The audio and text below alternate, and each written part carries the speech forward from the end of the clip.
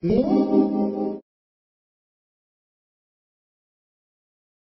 played in a real set, in an amazing set, and I know that you, Zach, had a very unconventional way to interact with your character.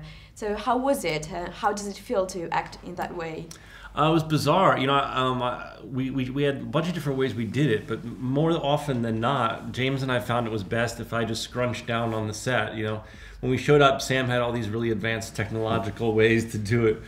But he liked it when James and I would sort of improv and riff together and have a real buddy relationship. And we felt it was best if we forego most of the technology and I squatted down on my butt and I just acted like I was a little monkey. I mean, the worst thing that can happen on a movie like this is you feel like the human characters aren't grounded in the fantastical world. So the two things that you're talking about, the backgrounds and then the fantastical creatures, had to be created in certain ways, but they fortunately built us actual sets. So there's a lot of green screen used, but what we were interacting with was actually there.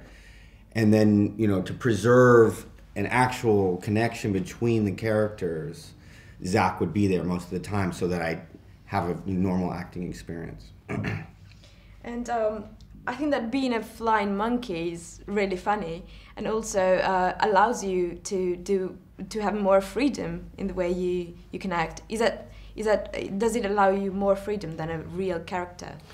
Well, I don't know if it allows more freedom, but it definitely allowed me to kind of be the comic relief. I mean, he's such a silly guy, and the movie's so beautiful and has so much fantasy. But when Sam hired me for the job, he said, I really want you to be the heart and the conscience of Oz, and also be sort of the silly, some of the source of the humor. And I think that's where a lot of the humor comes from, is James and myself playing off each other, because he really can't stand me, but then he learns to love me, just like in real life. Yeah. And I think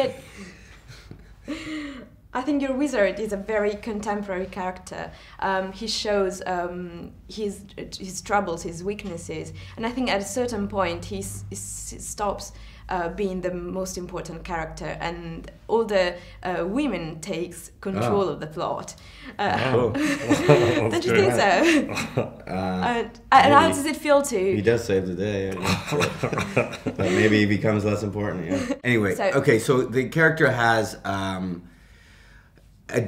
physical journey. He travels through this fantastic land, but he also has an inner journey, and that was, I think, very important to Sam. And he created a character with the writers that would start as a flawed person, so that he would have a place to go, and that it wouldn't just be a kind of travelogue through a beautiful land, that the characters would change. And not only does my character change, all the characters change. They all have multiple sides. And so that's why my character starts off as, a con man, he's a womanizer, so that he can learn a few lessons and hopefully become a better person.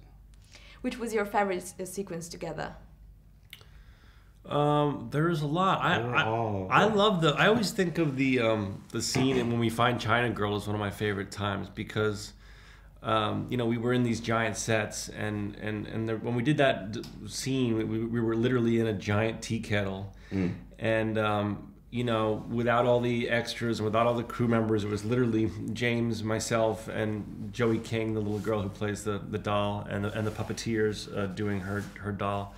And I just thought it's one of my favorite scenes. I think James is awesome in that scene, and it's just very sweet and heartfelt. And I think it's a big turning point for Oz in the movie. I think he's right. It's a surprisingly touching scene. Future projects together? I hope. I'm waiting. I'm trying. Just keep trying to cast the guy. Okay. Thank you. We're taking it on the road. Pleasure. Nice to meet you.